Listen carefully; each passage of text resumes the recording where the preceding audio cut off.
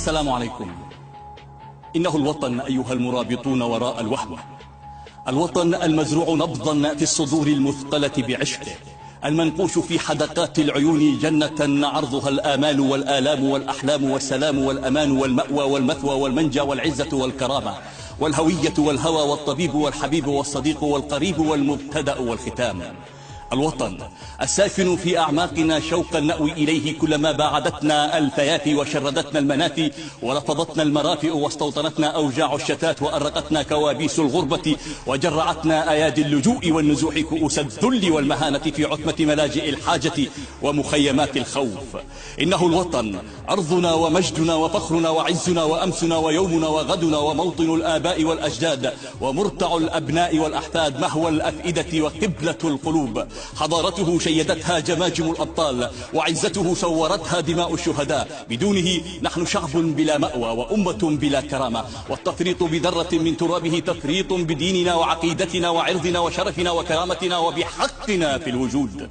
نعم أيها اللائذون بالوهم، إنه الوطن أكبر من أطماعكم وأمانيكم وأجنداتكم وأوهامكم. الوطن أيها المتحاربون باسم الحزبية والمذهبية والطائفية والسلالية والمناطقية، أيها الباحثون عن المصالح الآنية والذاتية، المتنازعون على فتات المنافي، المتهافتون على موائد التهجير، المتصارعون على بقايا وطن أهرقت عروبته على مذابح أجندات الفرس وأهدرت كرامته بأيدي الراكعين في محاريب أطماعهم.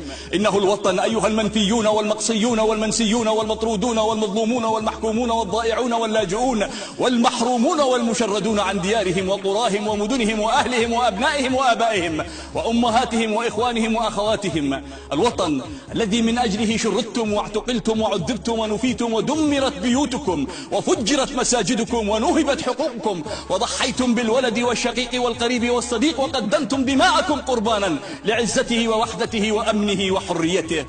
إنه الوطن الذين تهتفون باسمه ليل نهار وتفخرون وتفاخرون الدنيا بانتمائكم إليه. أفلا يستحق أن تلملموا شتاتكم وتجمعوا صفوفكم وتوحدوا أقلامكم وبنادقكم وتتناسوا أحقادكم وأحزابكم ومشاريعكم من أجل تحرير ما تبقى منه تحت سلطة الإنقلابيين، وتستعيدون شرعيتكم وتعيدون دولتكم كي تعودوا كما كنتم أعزة بين الدول والشعوب؟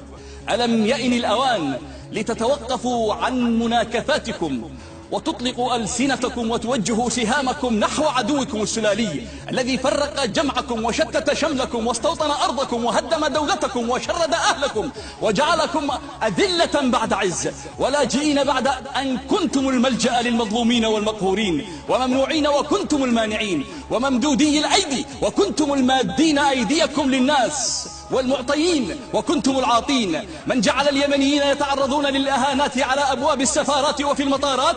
ألا يكفي ملايين اليمنيين ما لقوه من الغلاء والبلاء والفقر والجوع والمرض والحاجة والموت الممنهج؟